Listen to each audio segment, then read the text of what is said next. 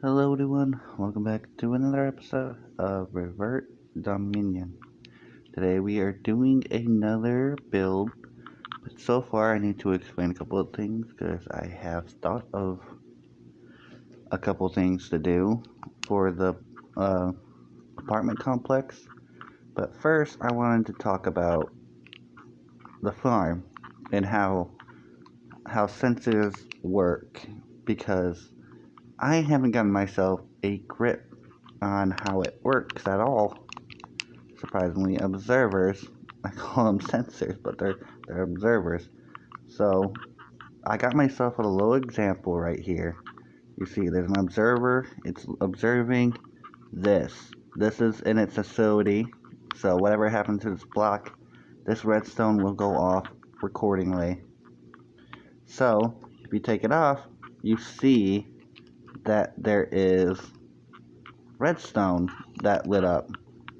But if you were to put like an item down, you will see that nothing happens. It's not a block. So I wonder if that it would work with, you know, sugarcane. Why? why am I like this? But so this is like a second take. So as you guys can see, I have sugarcane here, and I'm just wondering if I were to place this down here and it to shift up, that the pistons from above, there would be like 3 pistons here, and it would turn on and it would push the top sugarcane, place them down in the water, and then probably hopefully move it all the way to a certain spot, like outside the room, instead of, staying in here. We'll be doing redstone eventually in the series, but for right now, why don't we move over here? As you guys can see, we have plenty of room to make a house. I was planning to make a, you serious? No. Get out of here. With that nonsense, dude. So, as you guys can see, we are going to be building with white. It's not for long, just for the time period. Because, like I said, around here, it's going to be like the old capital of the place. So we are just going to be building with white for a little bit longer. But I have recently, from Toxic, plenty of calcite to go by, and I already have a whole bunch of dollrite to finish up this build. Now, I had the idea to actually maybe add some pale garden oakwood to change up the mix, because as you guys can see, it's white, and it also adds a little bit more texture to the house to give it that ruined look that we are looking for. Now let me get my bed, and we're gonna go downstairs. And as you guys can see, this is the farm. But yeah, we are going to be doing redstone in an episode. Right now, I am trying to get the builds out, and we are yet to do this, but I think we can hold off for it for 1 minute, because all we're doing is adding the second floor and seeing where that takes us. I hear him. I hear him. Okay. So, as you guys can see, there's plenty of room for a house to be in. So I just want to, add the house to give it more, open, and give it more constructiony or something like. That's not even a word, but to give it more, less space. So, with further ado, I'm going to fill my inventory with this, and we are going to build. So let me do this. Oh, I got some leather. Alright, in further ado, let's begin.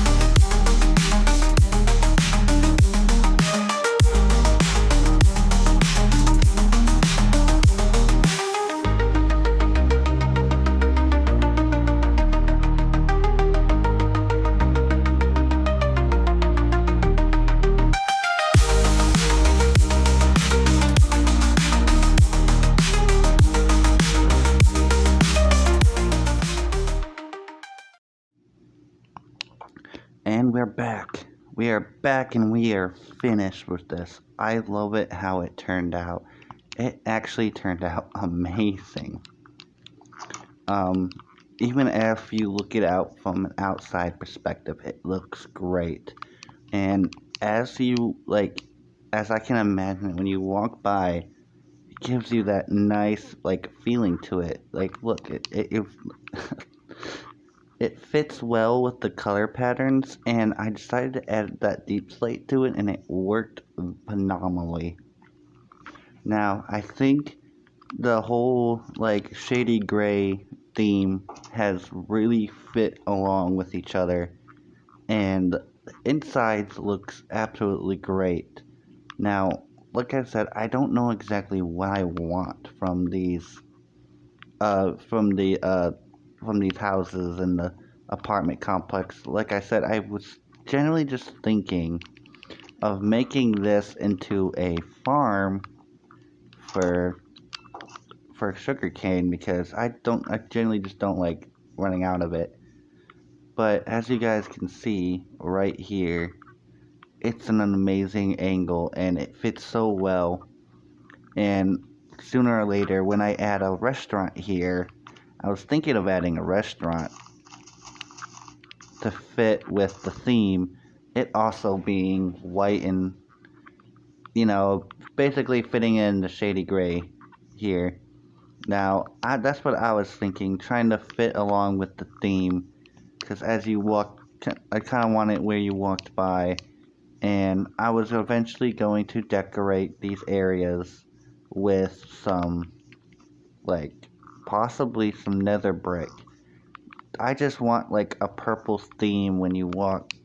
Some, like, the only color you would see from the bricks is purple, and the houses being white and kind of like, you know, old and ruined.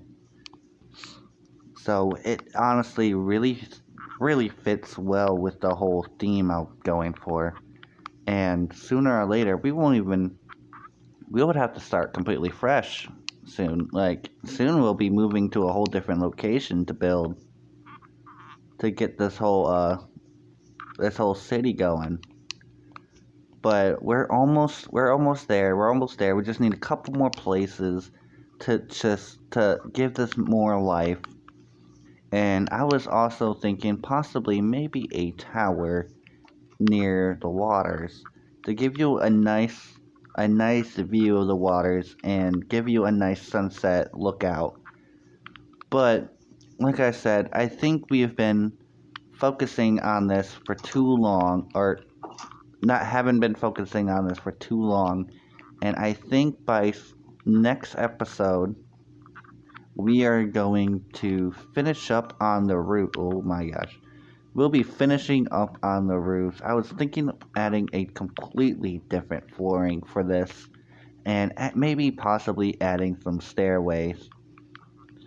But for right now, I just want to keep talking about this because honestly it got me giddy just thinking about how well I made it. Now, like I said, I'm not really good at texturing. As you guys can see, there could be a little bit better places I could have placed them blocks, but I'm actually quite happy how it turned out. Especially when I added the pale oak log or the, not oak log, but the planks.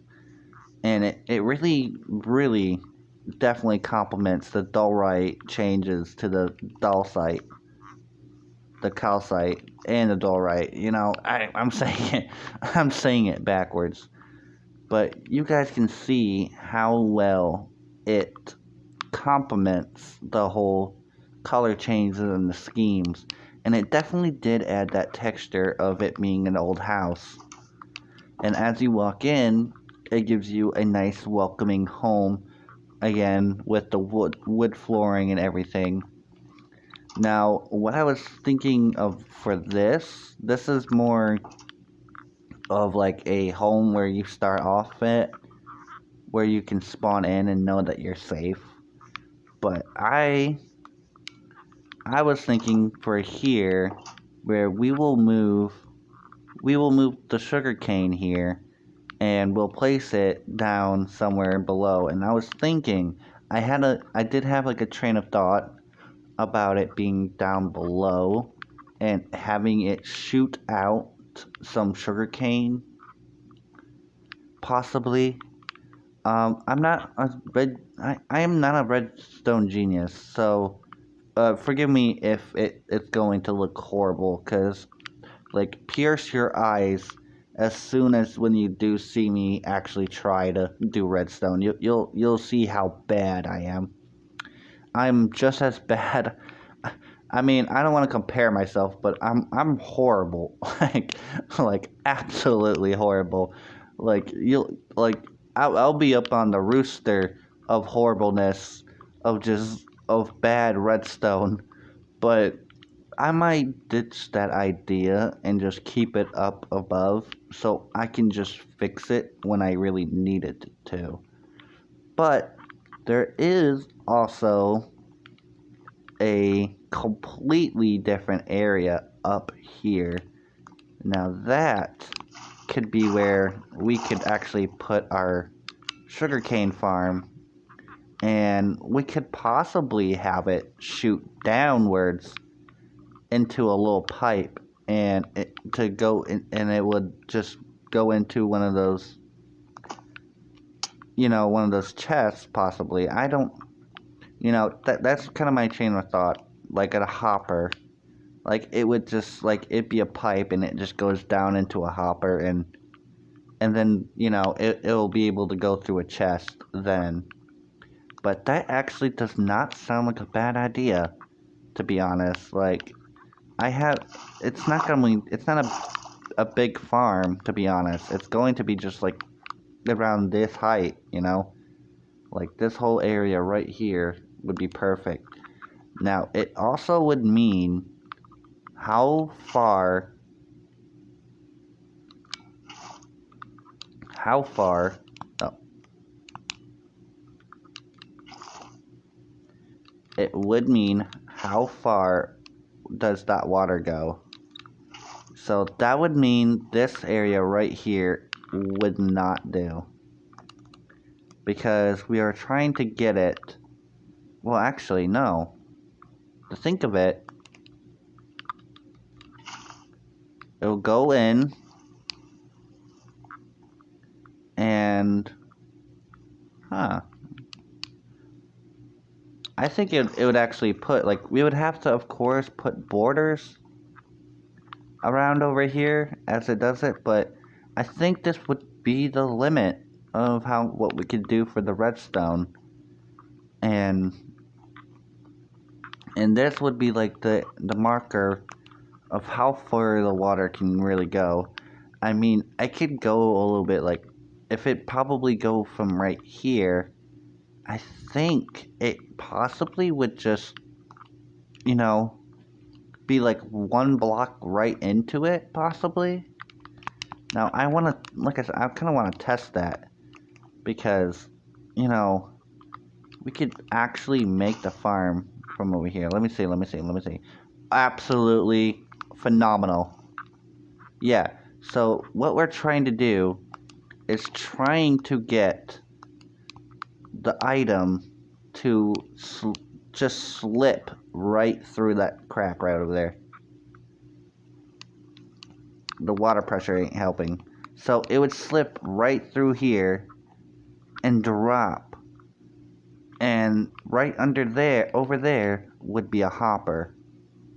And that's kind of what we're aiming for this farm.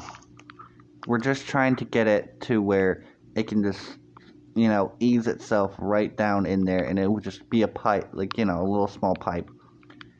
And then the rest of this would be the farm itself.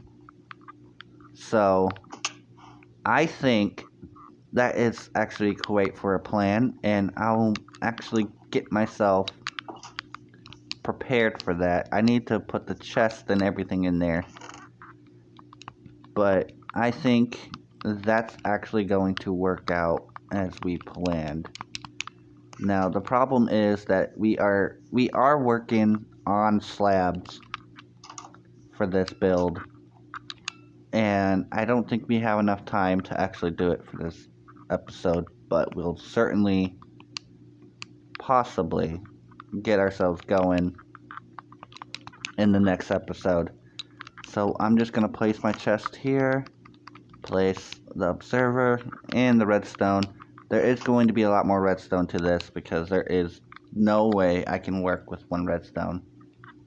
And we will need to put some pistons around. But as you guys can see, as what I want it to do is just kind of ease itself. And that little slip of water will make it drop from there, from down into the hopper. Now, it's going to be like this high. It's going to be right here. And the chest, it's going to be pointed at the chest. And so, whenever I really need it, I could just open the chest and get what I need and then walk out. Now, like I said, I am not a professional redstone, so you will be disturbed at what monstrosity I will be making. But I promise you I'm getting better. I want to work on redstone for this season. So, and further ado, I won't keep you guys waiting for the next episode. So thank you guys so much for watching, and I'll see you all next time in Revert Domination.